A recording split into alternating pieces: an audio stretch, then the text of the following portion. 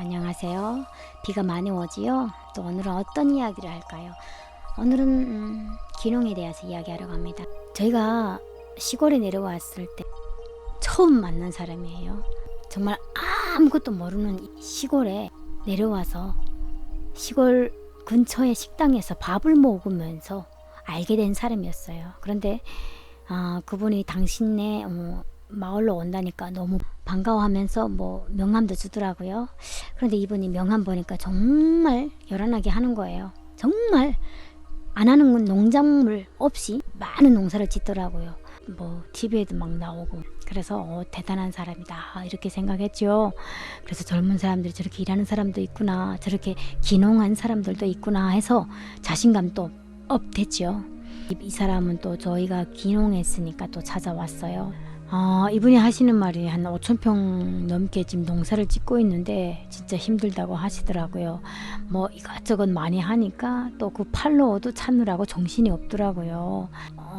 정말 대단하다 그때 그렇게 생각했어요. 그런데 이 사람들이 우리보다 몇 년 전에 왔는데 정부 지원도 받고 해서 하우스 시설도 만들고 했어요. 그래서 잘 정착하는가 했는데, 근데 어느 날을 만났는데 한 5,000평 농사 짓는다고 했는데 한 몇천 평, 2,000평? 그 정도밖에 안 되더라고요.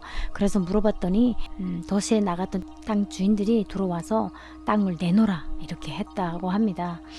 그게 있는 것 같아요. 귀농하신 분들이 내려오셔서 농촌에서 태어났지만은 도시에 나가서 학교를 다닌 분들이 많잖아요. 이런 분들이 다시 또 농촌으로 내려왔는데 주변에 또 이래저래 아는 사람들이 있잖아요. 그렇게 아는 사람들하고는 이 자필 계약을 안 하고 항상 구두로 합니다. 구두로. 알기 때문에. 구두로 하면 꼭 낭패 봅니다. 꼭 자필로 해야 됩니다. 저는 이 돈 거래는 정말 부모 자식 간에도 형제 간에도 항상 구두로 하지 않고 계약서를 꼭 쓰거든요. 그런데 남한에서 살면서, 여기서 태어나서 살면서 그 정도의 교육은 다 받은 것 같은데 사기 당하는 사람들 얼마나 많아요. 방송으로도 많이 또 그런 사실들을 또 방송해 주었기 때문에 많이 보고 들었겠는데, 시골에 내려오면 괜히 계약서 써달라고 하기 조금 쪼잔해 보여서 그러는지 하여튼 계약서를 안 쓰고 구두로 합니다.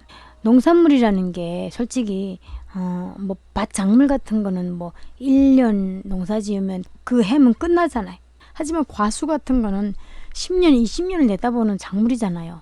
이런 작물들을 내가 심으려고 들어왔으면 계약을 어떻게 해야 돼요? 다 10년 이상을 하여야 됩니다. 저 사람은 그럴 사람이겠냐? 그리고 아는 사람인데 설마가 사람을 잡습니다.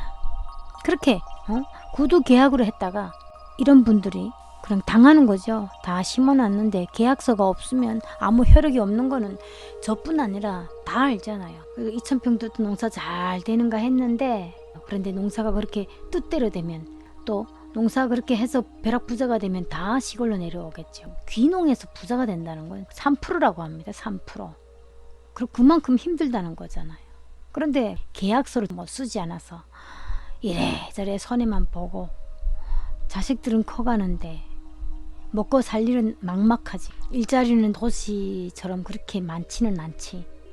이렇게 되면 내가 원해서 내려온 땅에 뿌리를 내리지 못하고 다시 도시로 돌아가야 됩니다. 이분도 정말 그렇게 정부 지원까지 받고 해서 정말 거대하게 농사를 지었는데 아무것도 없이 정말 트럭에라 딸랑 짐 몇 개 가지고 그냥 그렇게 다시 도시로 나갔더라고요. 어느 순간에 없어진지도 몰랐어요. 갑자기 아이들이 학교 안 나온다 소문이 나서 처음에는 그냥 그런가 했는데 이사 갔더라고요. 아닌 밤중에 도주도 아니고. 어쩌면 본인들도 부끄러울 수가 있어요. 그렇게 내려와서 크게 했는데 성공도 못하고 물러선 거잖아요. 저도 지금 이 다른 사람의 이야기를 방송하면서 나도 그들처럼 되지 않을까 겁이 납니다. 물론 농사가 잘 되면 좋겠는데 이번에처럼 포도가 그렇게 망하게 되면 저희 남편은 너무 실망해서 작년까지만 해도 인간공증 찍을 때만 해도 아이들 보고 농사 지으라고 했어요. 그런데 지금은요, 농사 지으란 소리 안 합니다. 공부해라고 합니다. 우리 남편 절대 아이들한테 공돈 줄 사람이 아닙니다.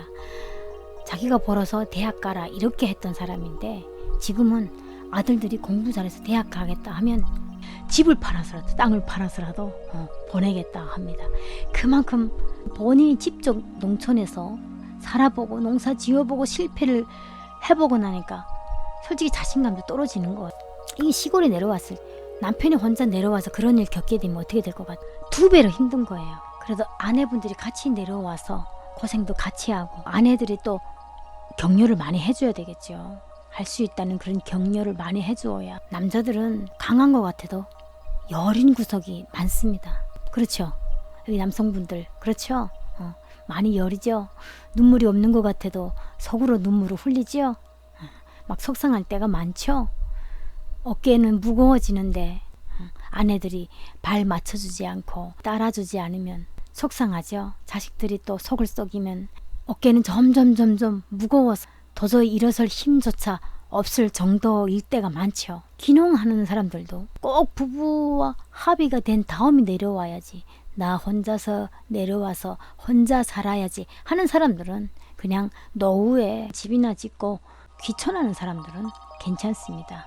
도시에서 좀 벌고 노후를 시골에서 좋은 공기 마시며 그렇게 살겠다는 사람들은 괜찮지만 귀농하시려고 하는 사람들은 꼭 부부가 이렇게 두 손을 맞잡고 그래도 힘든데 추울 때는 이 비빌 등도 있어야 될 거 아니에요.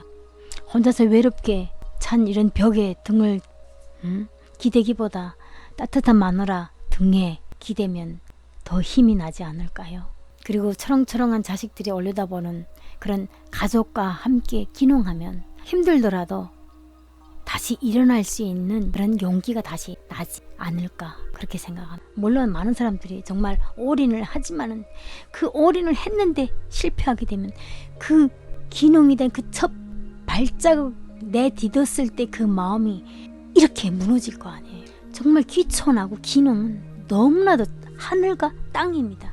귀농하시는 분들은 정말 이 가족의 힘이 있어야만 귀농에 잘 정착할 수 있습니다. 독불장군이 없다고 하잖아요. 이 힘으로는 가벼운 깃털도 이 담을 넘기지 못한다잖아요. 아내의 지혜, 내 기술, 두 사람의 노력 이렇게 어울려서 함께 귀농을 한다면 조금 부족하더라도 분홍은 못 되더라도 시골에서 다시 도시로 나가는 일은 없지 않을까 생각합니다.